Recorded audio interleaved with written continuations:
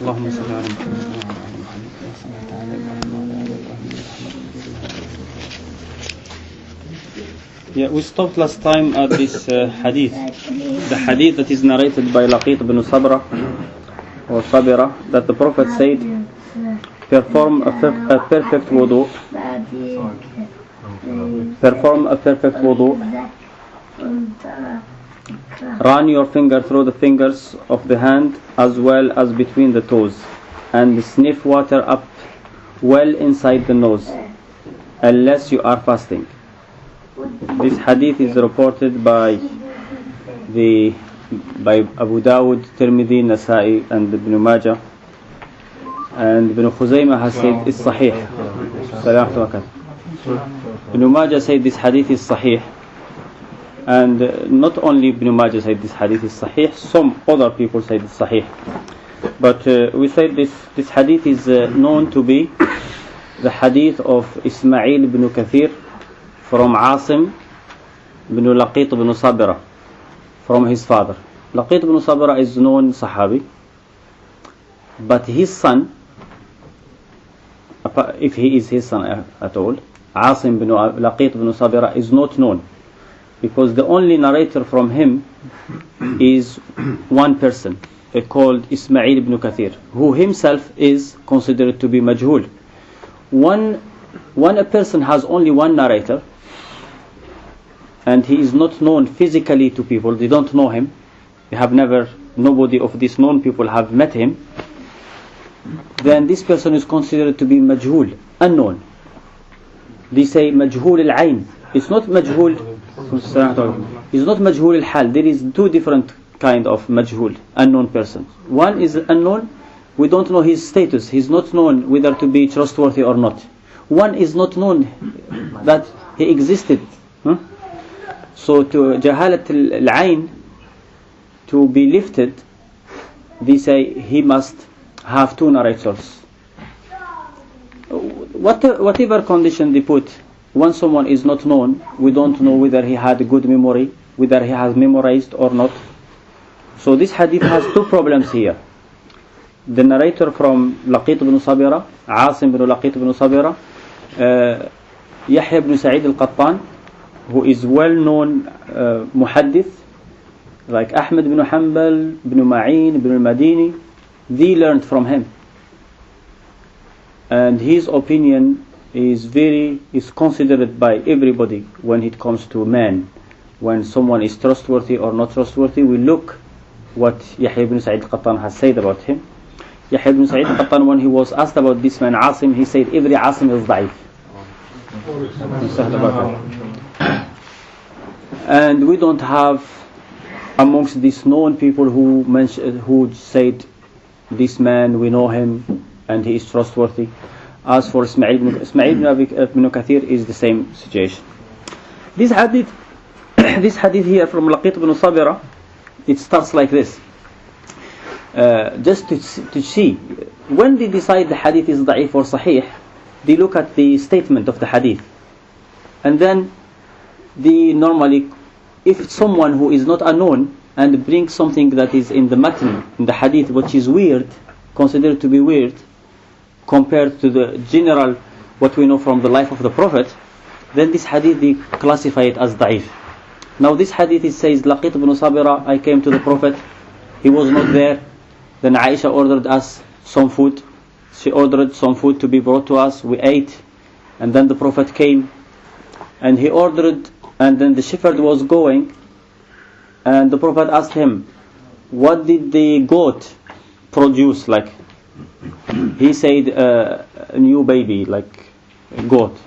Then the Prophet said, okay, slaughter one goat. And then he turned to me, the narrator, and told him, don't think that we are slaughtering this goat for you. It's just that we have 100 goats. Every time one new one is produced, we slaughter one. This hadith starts like this. And then he said, I asked the Prophet about the wudu. He said, do the wudu properly and run your fingers. Just here they bring this hadith. That I mentioned all hadith, which is from weak people, weird statement. And what we get here is this hadith has no basis. It's narrated by these weak people, so we shouldn't take it. The hadith says, perform a perfect wudu, run your finger through the fingers of the hands as well as between the toes of the feet, and sniff water as well inside the nose unless you are fasting. Like you take water very deep unless you are fasting. The thing is, you don't have to take water deep, because there is no such hadith sahih that says you have to do that. You have to sniff water to do istinshaq. As for running the water through the toes, is not an obligation. Ahmad ibn Hanbal says that all the hadith about passing the hands, the fingers through the hands are da'if. Ahmad ibn Hanbal say that all the hadith about passing the fingers through the beard are da'if. And Ahmad ibn Hanbal as well said that all the hadith about saying Bismillah at the beginning of wudu are da'if. So this is not an obligation to sniff water up deep, and it's not an obligation to pass the hands, the fingers through the hand fingers, unless there is something that you think that might stop water from going in. Because it is an obligation when it comes to wudu, it is an obligation to pass water through the place that you are going to wash. All the place. You shouldn't leave even an inch. And we will talk about this again, inshallah. This following hadith is narrated by Uthman. He said, while performing wudu, the Prophet would run fingers through his beard. Reported by Tirmidhi and Ibn Khuzaymah, and Ibn Khuzaymah graded this hadith to be sahih. We said last time why Ibn Khuzaymah and Ibn Hibban and al-Hakim will grade hadith sahih when everybody else will not agree, because Ibn Khuzaymah and his student Ibn Hibban and the student of his student al-Hakim, they have special rules when it comes to grading hadith sahih or da'if. The majority say as long as a man is not known, when a man is unknown, his hadith is da'if, until we know that this man is trustworthy and has good memory, so he can memorize his, and he is someone who, if he has no good memory, he has a book where he writes his book, where he writes the hadith, and he will protect this book from other people to add to it or make any changes. Ibn Khuzaymah and Ibn Hibban and his student, they say, have different opinion. They say, if someone from Tabi'in or Atba'ut Tabi'in, the three first generation, then we shouldn't care. We shouldn't really want to know if he is trustworthy or not, because these people are automatically trustworthy. And therefore, we will take their hadith without, as long as we don't know these people to be not trustworthy, then for us these people should be trustworthy, and we have to take their hadith. Their proof is that the Prophet said that the best generation is my generation, and then that the one that follows, and then the one that follow. And then there will be people who will lie. So from this we understand that the three generations generally they don't lie, while the generations afterwards will be liars, except there is exception. But the majority, generally they are liars. Before that they were not liars, but there is exceptions as well. Now the thing is, this is a very strong argument what they say here. This should be it would have been right if it was only for trust. But when we take hadith, we don't look at one thing. We don't look only for trust. We look for another thing, that the person has memorized the hadith and he understood the hadith. And this, the Prophet didn't say that one generation is better than the other. So everybody here is similar when it comes to memorizing and reading and narrating. So we don't know these people, when we don't know someone, we don't know if he has memorized his hadith fully, correctly, so we can't take his hadith.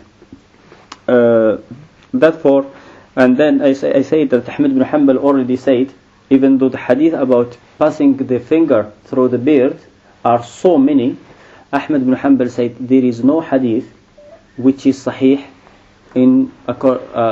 for the sunnah of passing the finger through the beard. Ishaq ibn Rahawih, who was in the same level as Ahmad bin Hanbal in hadith, in his time as well, said the same thing. And the hadith of the Takhlil al-Lihya, putting the finger through the beard, are so many, but all graded to be da'if. Recently, the people who now muhaddithin today, many have said this hadith is sahih by putting the hadith together. You know the way that hadith da'if plus hadith da'if equal to hasan or sahih. They do it here now, but this is not the way they used to do it before. The following hadith is narrated by Abdullah bin Zayd. If there is anything that is not understood or something, you can't stop me until to explain more. I'm just going to try to pass reading. The hadith are explained, self-explained. It's very easy. So the following hadith is narrated by Abdullah bin Zayd, that the Prophet was given, that the Prophet, no, 2/3 of mud of water was brought to the Prophet. 2/3 of mud. Mud is something that they used to measure with. So the Prophet was given 2/3 of mud of water, a vessel that is called mud. There was water, 2/3 of it was full of water. And then to the Prophet, so he was rubbing his forearm between the wrist and the elbow. Then he was rubbing his arm with water. Now, when it comes to ghusl, washing the hands or the face, the majority consider ghusl this, that if you go, for example, under shower, and then you put your face under the shower, you put your hands, and then the second hand, and then your head, and then your feet, they say your wudu is complete. This is the majority. And this is right, because this is called ghusl. Malik, in his madhab, only Malik, and Muzani, the companion of Shafi'i, they say no. You have to rub water with your hand. They say if you just, like, you don't rub with your hand, that is not enough. That is the madhab of Malik, contradicting the majority. In ghusl we don't need to rub water. It's enough, for example, yes. What about the saying your ghusl is complete, your wudu is complete? What about the inhaling in the nose and in the mouth? Yeah, those they don't consider. The majority don't consider the madmada and istinshaq to be an obligation. Even when we say it's complete, we are talking about these places where you don't you can put water and throw it away. Like just put your hand under the rain. You put the first hand, then the second hand, and just niyyah is with the intention. So this wudu is complete. When it comes to washing your mouth, then this is a different thing. Here you have to put water inside. Even this, there is different opinion. For those who consider it to be an obligation or sunnah, they say, is it enough to put water inside and spit it without moving it in your mouth? That is not called madmada anyway. But because there is no specific order about putting water in the mouth, then yeah, you can just put some water and then spit it. That will be washing your mouth. So, but there is no dalil from the Arabic language that you have to rub water on your. You see, if someone has to take ghusl janaba, for example, or ghusl jum'ah or whatever, so he just jump into the water, into the swimming pool, and then comes out. He has done his ghusl. Only niyyah. That all he needs is the intention. When he has done the intention, he has completed the ghusl. So rubbing the water, there is no proof from the. If Malik took it from the Arabic language, the Arabs consider if someone put his hand under the tap and let water running on his arm, they consider this person to have washed his hand. And Allah subhanahu wa ta'ala ordered us to wash our faces, our hands. So the rubbing thing is not necessary, unless where there is places that you have to put water in. Like for example, if someone has a ring, so he must move the ring to make sure that the water go under the ring. If someone has some deformed hands or something where they are stuck, and he must make sure that he open his finger so water goes inside. That's all. But you don't have to rub water on your body, on your arms, on your face. It's enough to, for example, to put your face in the vessel. It's enough to put your hand inside the vessel and take it out. That will be washing. Sheikh, would it be considered a sunnah to rub? No, the way the Prophet used to do it, he used to rub. He will take water, and then he used to rub. Because you see, like he said, Imam Malik's opinion saying that basically it's not valid unless you rub it, yeah? Yeah. The majority say it's valid without rubbing it. Yes. So could you class that as just being a sunnah to actually rub it? So yeah, this is generally the Prophet. The Prophet used to do wudhu. All the people who describe the wudhu of the Prophet, he used to rub with his water, with his hand. He will put water on his hand and either like sprinkle on his all the places, but they generally say that he used to rub. That's what you understand. So what if you use soap or shower gel or soap? Is this counted in your ghusl? When you do a shower with soap, the first when you are doing with soap, you shouldn't consider that to be ghusl. When you start rinsing with water, that should be ghusl. So basically, you can wash with the soap afterwards. Do your ghusl first. No, you can do ghusl. You can start with the soap, and then but the intention, because ghusl is to be with water. Soap is not water. So only when you start rinsing, that where you make the niyyah that this is for the ghusl. The soap, when rubbing soap on your body, that is not ghusl. But the soap doesn't nullify the water, though, isn't it? So the soap doesn't make the water impure, does it? It doesn't make the water impure. But what you are putting here is soap. It's not water. It's not called water. You see, when you are putting water with soap, yeah, you just put soap inside the water, and then rub it on your body. See, the point here, Sheikh, is the actual method. We're talking about the method, of putting soap on your body, and then like washing it off. Yes. Counting that as a ghusl, yeah. Yes. But did the Prophet do that, or did he? No, he did. Pure water. The Prophet used to do. We don't have any hadith. The Prophet used to do. Take shower with water. That's what we know from hadith. Of course, this at the time of the Prophet, they had some other methods to wash. They had something similar to soap, not soap, but what we call ashnan. And I don't know really from where they make it. Some people say they make it from earth. There is some kind of earth that they wash with. Of course, you can't just wash with water all the time. You have to wash sometime. But the ghusl that the Prophet used to do as obligation ghusl, it was with water. Putting anything, when we spoke of last time about the waters, which water is clean, which water is not clean, we say that putting something in the water which will not change the taste of the water or the smell of the water will not make the water not, of course it's not impure. The water will be valid to be used to clean yourself with it.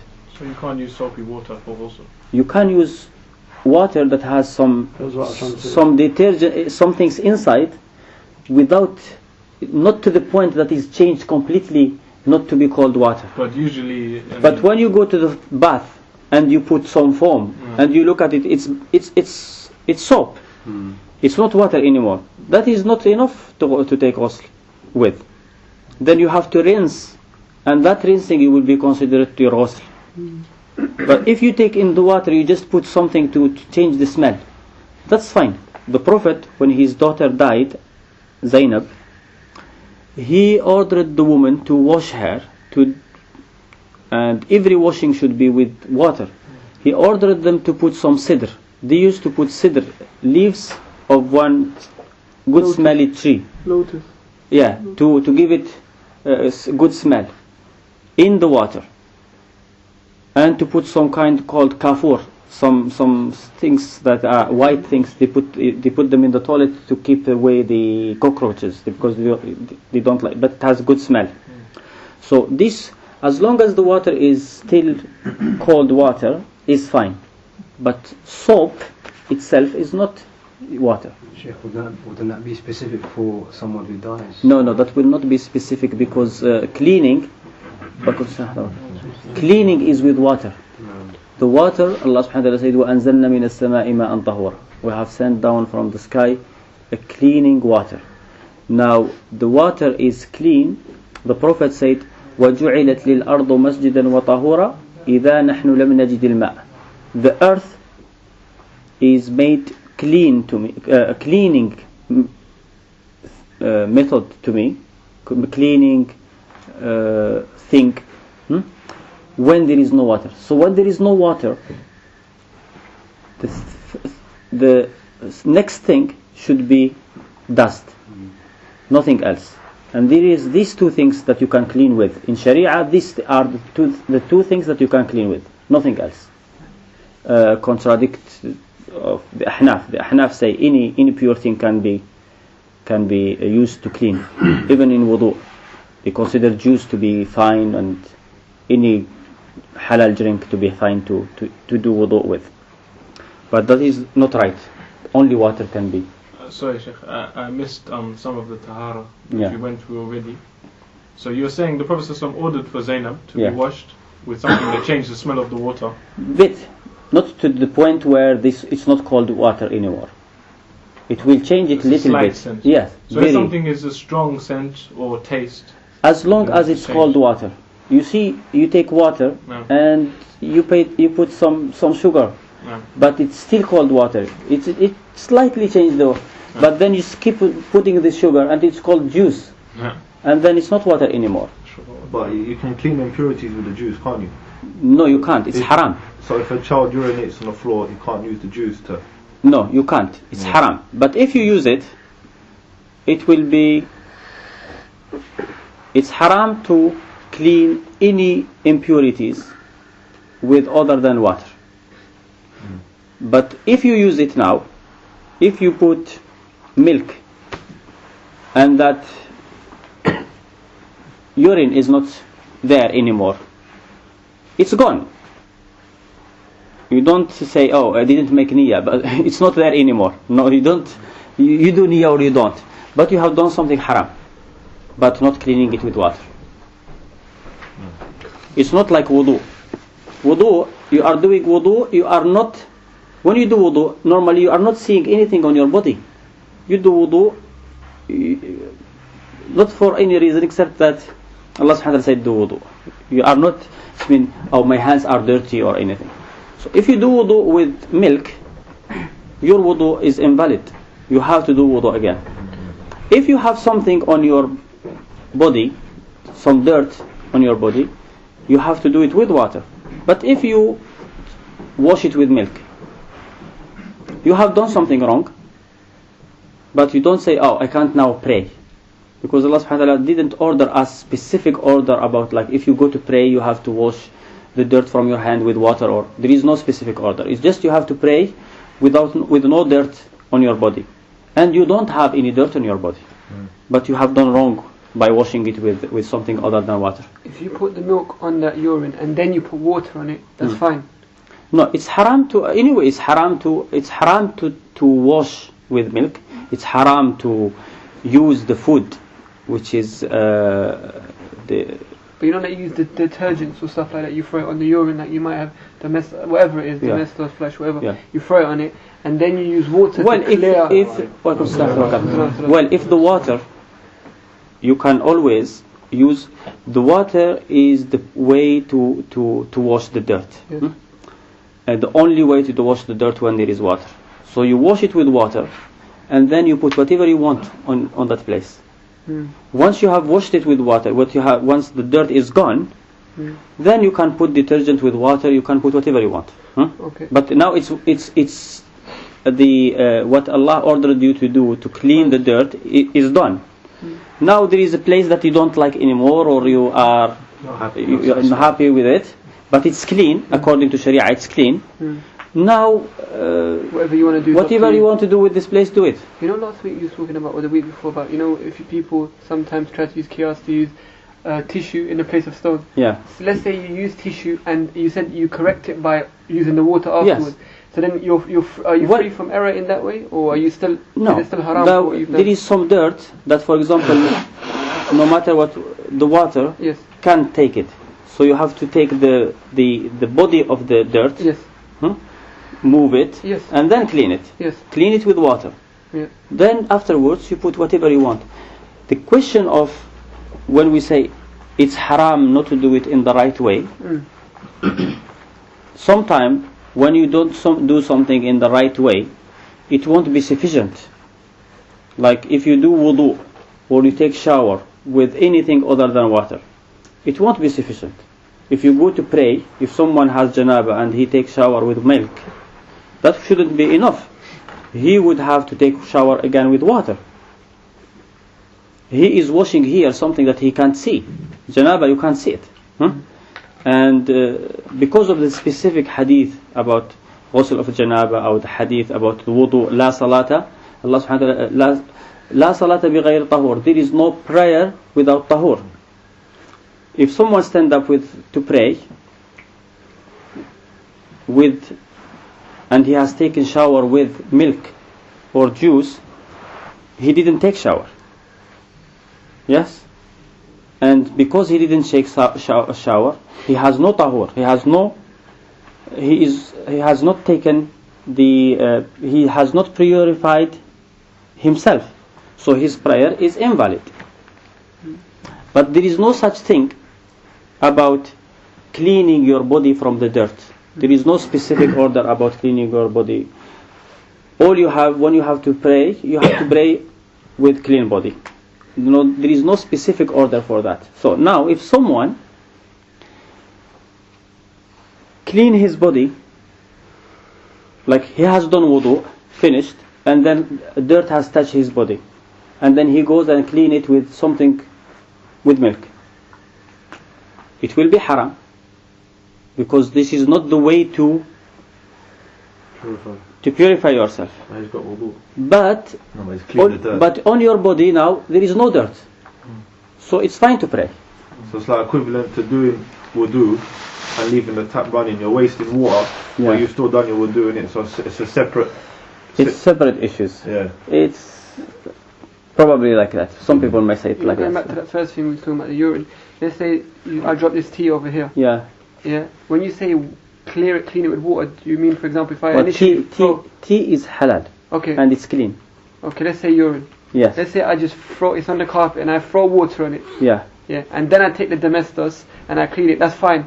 If I throw water, or do I have to? Is there a method in which the Prophet said how to clean it? You just clean it. If the water overcome is more than the urine, isn't it? Yeah. If the water overcome the urine, then the urine here, what happened, has dissolved in the water. But you can use the domestos after. Then you can. Then when it's clean, it's clean. Then you can continue with whatever you want. And the next hadith is narrated from Abdullah bin Zayd that he saw the Prophet taking some water to wipe his ears other than the water he had taken to wipe his head. This hadith is reported by al-Bayhaqi, who said that the isnad of narrators is authentic. But he says here, it has been reported by Muslim through the same chain of as al-Bayhaqi, with the wording, he wiped his head with water other than the water remaining from the washing of the hands. Now the first hadith, which is narrated by al-Bayhaqi, it says that the Prophet has taken some water to wipe his ears other than the water that he wiped his head with. Like taking water, wipe his head, and then taking more water to do his ears. This is the narration of Bayhaqi, which says they say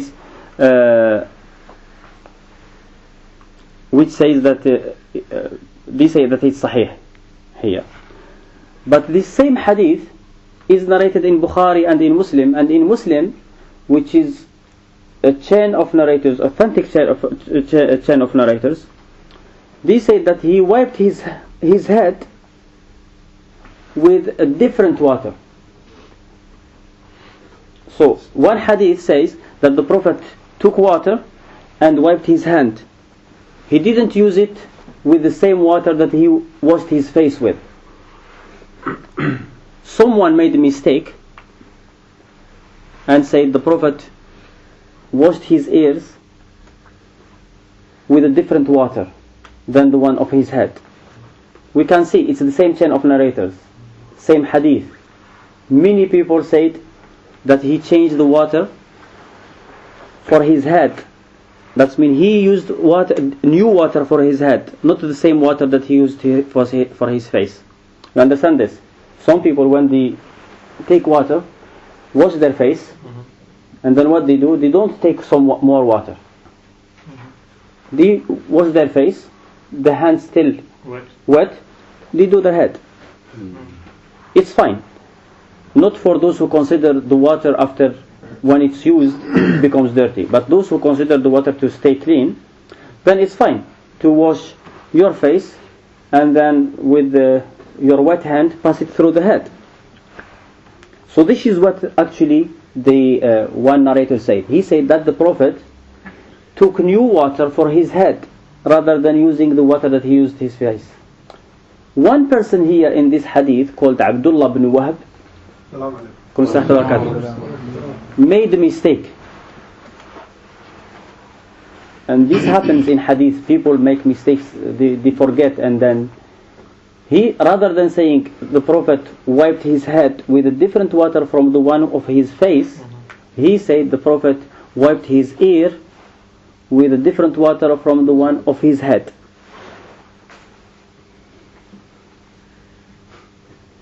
So this hadith is a mistake. Even here he says this is hadith sahih. Yeah, it is. Sometimes the hadith isnad is sahih. The wording is. But what happens? Even these trustworthy people, sometimes they make mistake. They do mistake. How we know that? When someone contradicts many, like Abdullah ibn Wahb here. Even Abdullah ibn Wahb is student of Malik. He is trustworthy. He narrated hadith sometimes from the same people that Malik has narrated from. But he contradicted many. One contradicting many, one is wrong. It's more likely that one will be wrong than the majority. In this case, this hadith is da'if here. This is what we call hadith shad. So the Prophet didn't take new water for his ear. However, taking new water or using the same water is fine. It's only mustahab, it's good to change the water, because the Prophet, when he did his wudu and he took new water for his head other than the one that he used for his face, afterwards he said, whoever perform wudu like my wudu and does 2 rak'ah, Allah will forgive him his sins. So that wudu is special. It's better than any other wudu that other people may do. You can do wudu with just washing one time, but it's not as good as doing it 3 times. Because in that hadith it mentions 3 times. So what about between the head and the ears? It's the same water, isn't it? To wipe the head? Yeah. And then index, index. Well, if you remember last time, we said the sahih hadith about wiping the ears is the hadith of Sunabihi, where the Prophet said, spoke about wudu. When a person does wudu, when he washes his mouth, his sins will fall and from the ears, from his mouth. And then when he wash his head, when he wipe his head, his sins will fall with the water that falling from his ears. Now that means that the ears are part of the head. This hadith show that the ears are part of the head. So there's nothing sahih to say that the Prophet ﷺ went inside the ears and around the back. All this hadith I told you last time. Ibn Manda mentioned about the hadith of the washing of the ears, going down or inside and outside. Ibn Manda said that all these hadith are da'if except the hadith of Ibn Abbas. And the hadith of Ibn Abbas, which is narrated in Bukhari by Sulaiman bin Bilal, who is trustworthy unanimously, didn't mention anything about wiping the ears. Who mentioned the wiping of the ears? Abdul Aziz bin Muhammad Darawardi, Muhammad bin Ijlan, and Hisham bin Sa'd. These three people are considered to be da'if by many and thiqa by many, so they give them the Hasan. That's what they say, his hadith is Hasan. Bukhari and Muslim did not narrate anything. Bukhari did not narrate anything from Hisham bin Sa'd. Muslim narrated from Hisham bin Sa'd with backing of other people. As for Muhammad bin Abdul Aziz bin Muhammad and Muhammad bin Ijlan, Bukhari and Muslim narrates from them when there is someone with them in the same chain of narrators, like backing, not alone. We call it mutaba'a.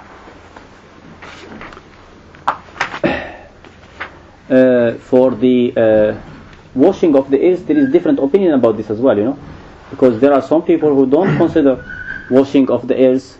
There are some people who say there is no washing of the ears at all, and there are some that say that washing of the ears should be like the face with the front of the ear, and then the head with the back of the ear. Where did they get that from? They say this is the face, and this is the head. So the ears part of the face at this they point? They say, it's like the border between the face and the head. Who says this? There is Abu Thawr, from Abu Thawr is known, Shafi'i, says this. Dawud al-Zahiri say this. And there is someone called Muawiyah ibn Qurra say this. And there are some other. I am just mentioning the people that are famous, and the other people are not that famous. Ismail ibn Ulayya, Muhaddith.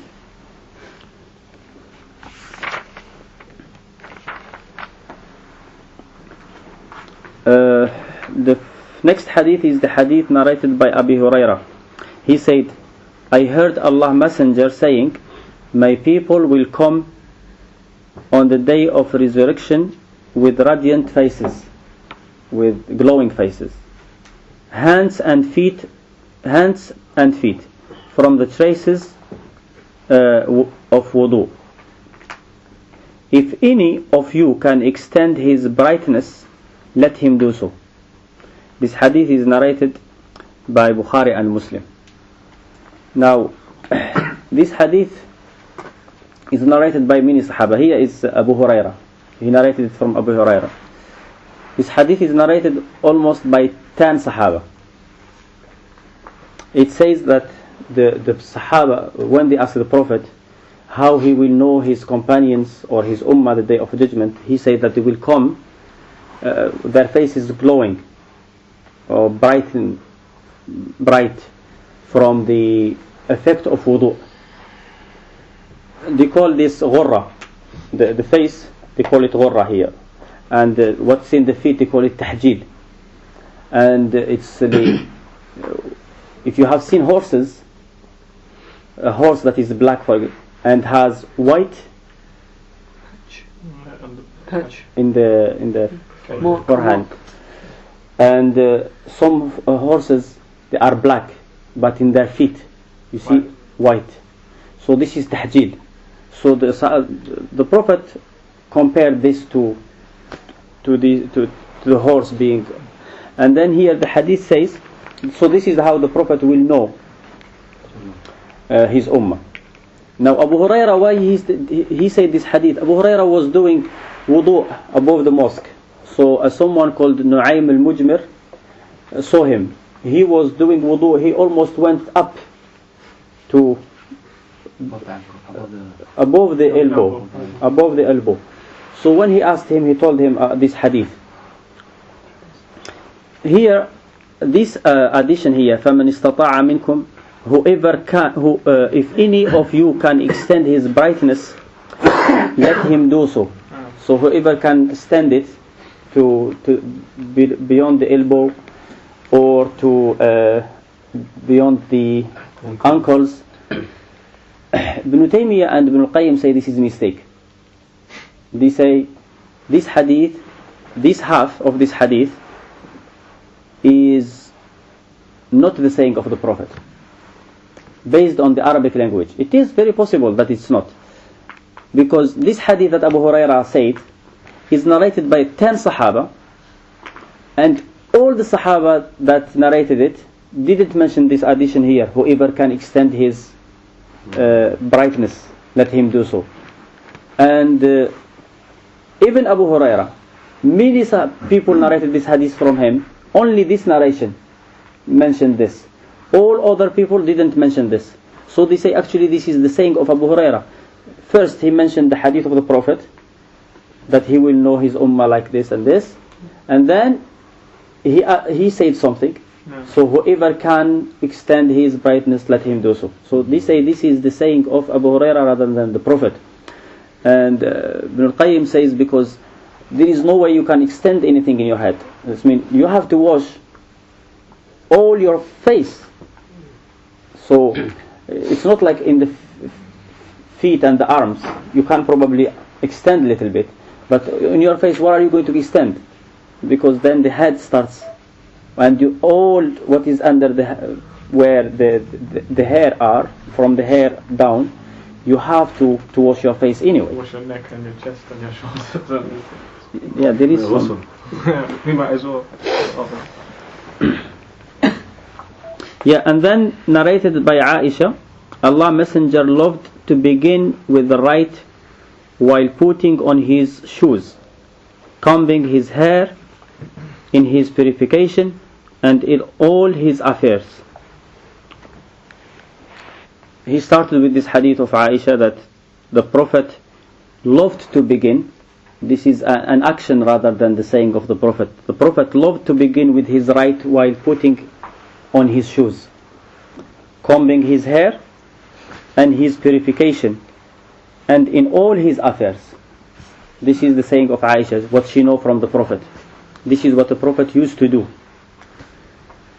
The following hadith is the hadith narrated by Abu Huraira, where he says that the Prophet said, when you perform ablution, begin with your right limbs. This hadith is weak.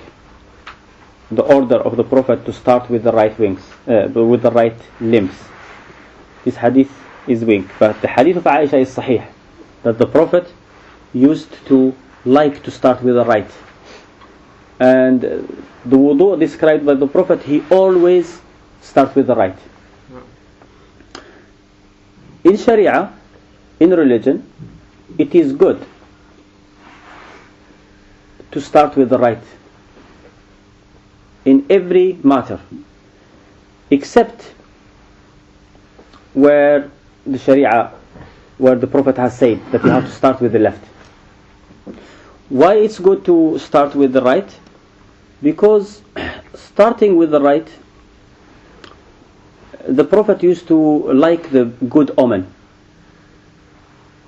Good omen? No. There is good omen and bad omen. Yameen, Allah subhanahu wa ta'ala described the people of